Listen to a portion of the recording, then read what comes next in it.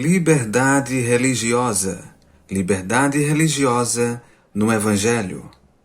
Não somos nós somente, não é a parte de Deus sozinha que deve ser considerada, é também o homem em si. Leia o próximo verso. Porque eu vim não para julgar o mundo, mas para salvar o mundo. Quem me rejeitar a mim e não receber as minhas palavras. João capítulo 12, verso 47 e 48. Ao qual no verso anterior ele reconheceu a sua liberdade para escolher.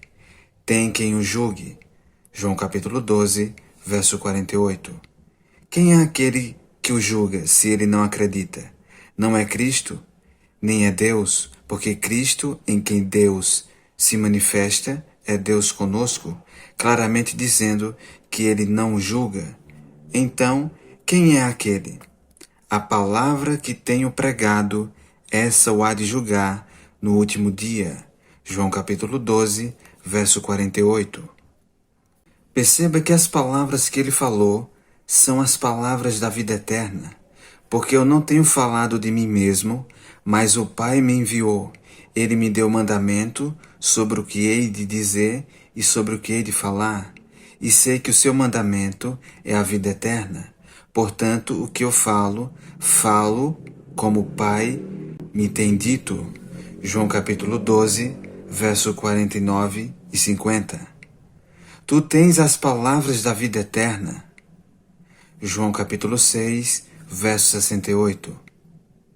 Ou por ele, que está na Bíblia, ou pelo embaixador verdadeiro, hoje, quando essa palavra é apresentada, a vida eterna é apresentada, porque a palavra é a palavra da vida eterna, trazendo a vida de Deus a todos que a recebem. Sendo assim, a palavra da vida eterna, quem quer que a rejeite, rejeita a vida eterna. E quando ele escolhe rejeitar a vida eterna, ele escolhe a morte eterna. Então, quem o julga para a morte? Quem o coloca no caminho da morte? Somente ele, por sua livre escolha. Não pode haver nenhuma outra maneira além dessa, porque quando Deus prega para mim a palavra e o caminho da vida, e suplica a mim através de todas as considerações possíveis para receber a vida eterna, e contra isso eu escolho exercitar a minha liberdade, rejeitando essa vida. Ao fazer isso, eu realmente escolho a morte. Quando a vida se vai, a única coisa que resta é a morte. Quando a vida eterna é rejeitada, a morte eterna é escolhida. E aquele que faz essa escolha coloca-se no caminho da morte. Ele mesmo julga a si mesmo, digno somente da morte. E assim diz a Escritura: quem me rejeitar a mim e não receber as minhas palavras, já tem quem o julgue. A palavra que tenho pregado, essa o há de julgar no último dia. João capítulo 12, verso 48. No capítulo 13 de Atos, quando Paulo e Silas pregaram em Antioquia e os gentios suplicaram para que as mesmas palavras fossem pregadas para eles no próximo sábado, e quase toda a cidade se reuniu para o sábado seguinte, para ouvir a palavra de Deus, e os judeus cheios de inveja se contrapuseram e blasfemaram.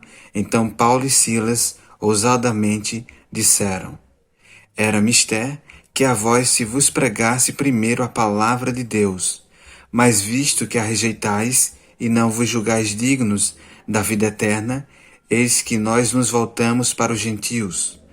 Atos capítulo 13, verso 46. Quem julgou aquelas pessoas indignas da vida eterna? Somente eles. Como? Por persistentemente rejeitarem a palavra de Deus, a qual é palavra da vida eterna, contradizendo e contrapondo.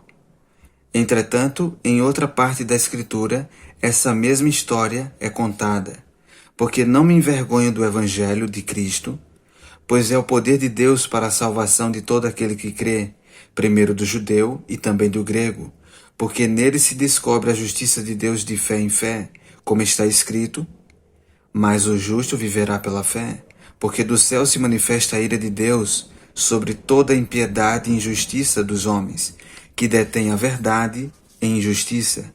Romanos capítulo 1, verso 16 até o verso 18.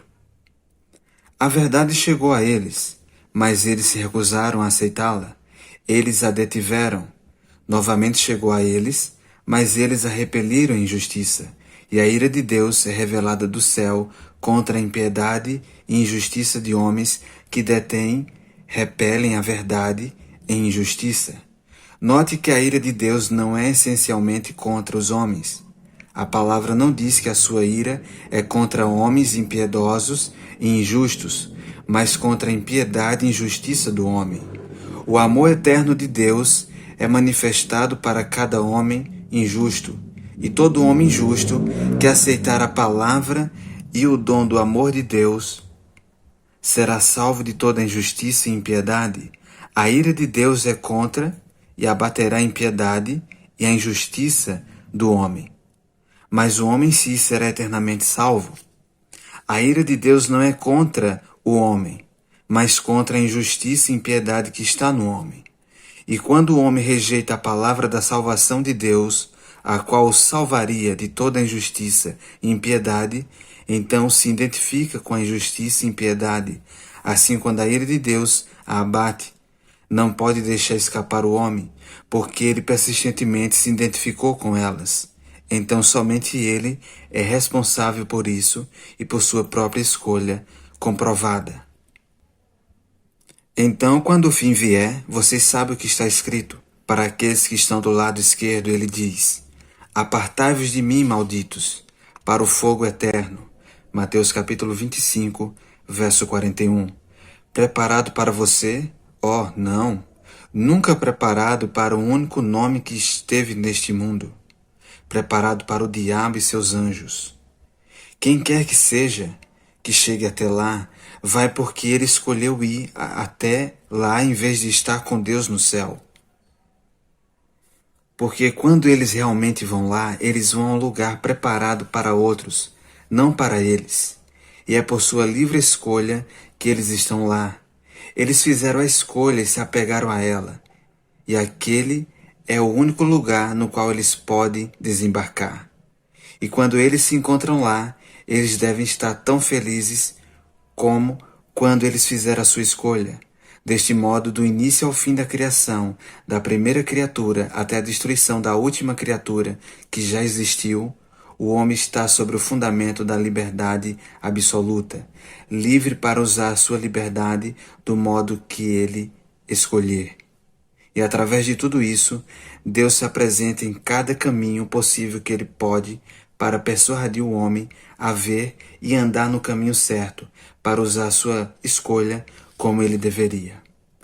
Quando contra tudo isto o homem usa a sua escolha no caminho errado, ele obtém enfim simplesmente o que ele escolheu, e ele mesmo é o único responsável por isso.